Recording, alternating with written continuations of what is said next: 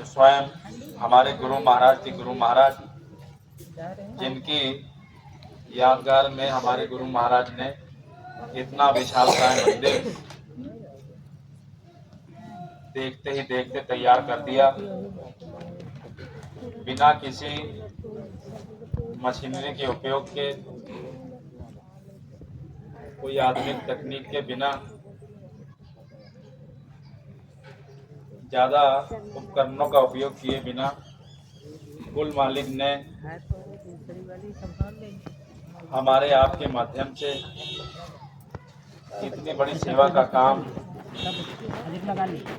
जो करके दिखाया, ये बड़ा ही अचंभित और हैरानीजनक वाला काम हुजूर महाराज जी ने, गुरु महाराज ने किया। ऐसा विशालकाय मंदिर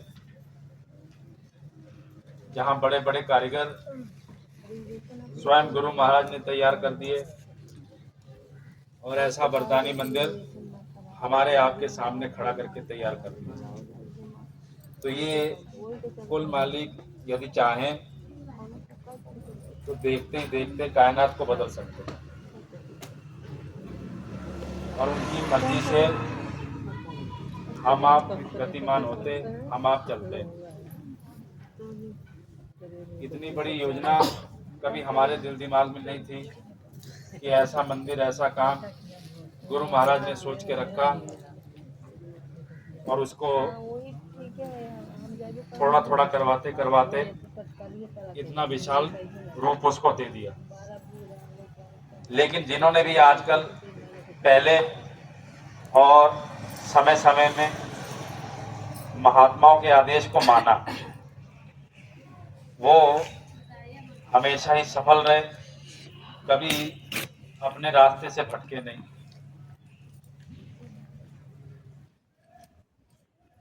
कितने ऐसे दृष्टांत हमारे आपके सामने आते युगों युगों में, जिन्होंने भी महात्मा की आवाज को नहीं समझा, उनके आदेश को नहीं समझा, हमेशा विपत्ति में रहे, हमेशा मुश्किल में रहे।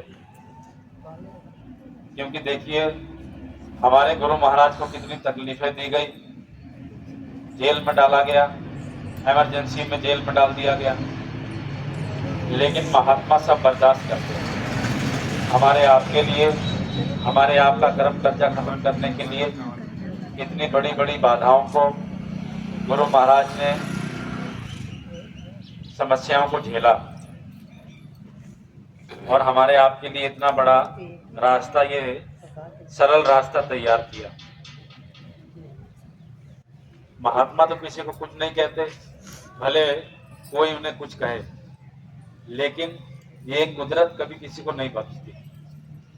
कुदरत का एक नियम है, और उस नियम के खिलाफ यदि कोई जाए तो उसे माफ नहीं करती।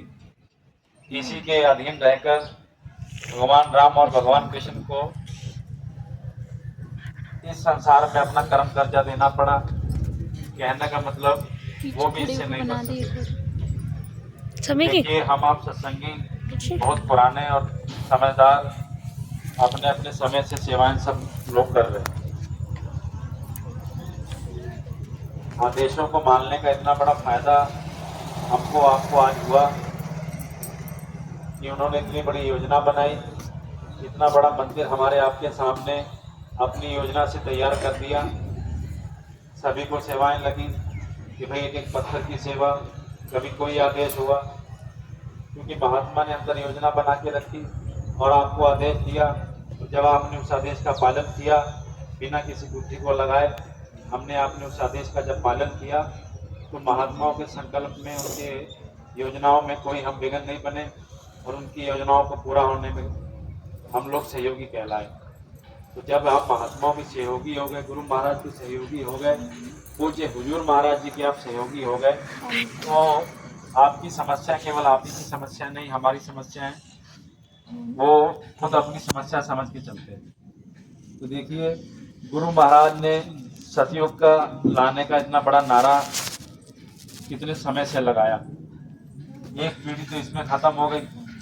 अब सत्संग ये सोच रहे कि हमारे सामने सतयुग आएगा, कोई ये निश्चित नहीं, लेकिन सबको इतना अटल भरोसा गुरु महाराज पे है कि भाई सतयुग लाने की जो बात गुरु महाराज ने कही वो निश्चित ही आएगी, भले हम रहे ना रहे।